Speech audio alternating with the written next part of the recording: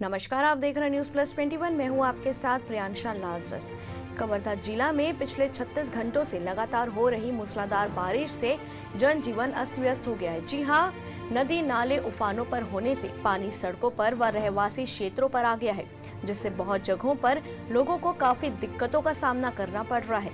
कवर्धा नगर पालिका क्षेत्र के वार्ड नंबर 3 पार्षद व नेता प्रतिपक्ष उमंग पांडे के वार्ड में भी लबालब पानी भर गया।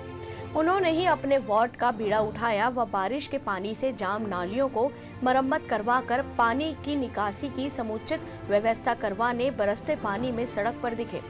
वहीं जिन जगहों पर मजदूर कार्य करने नहीं पहुंच सकते, उन जगहों पर पालिका के जेसीबी लगवाकर निकासी की व्यवस्था करवाई जा रही है। वहां के पार्षद व नेता प्रतिपक्ष उमंग पांडे ने कहा कि वार्ड के हर एक व्यक्ति मुझसे जुड़ा हुआ है और इनकी समस्या मेरी समस्या है। मैं कभी नहीं चाहता मेरे वार्ड वासियों को किसी भी प्रकार की जनजीवन में समस्या हो, इसीलिए समस्या आने से पहले उनका समाधान करना मेरी पहली प्राथमिकता है। ऐसी तमाम जानकारियों से अपडेट रहने के लिए देखते रहिए न्यूज प्लस 21, आपके हक की बात।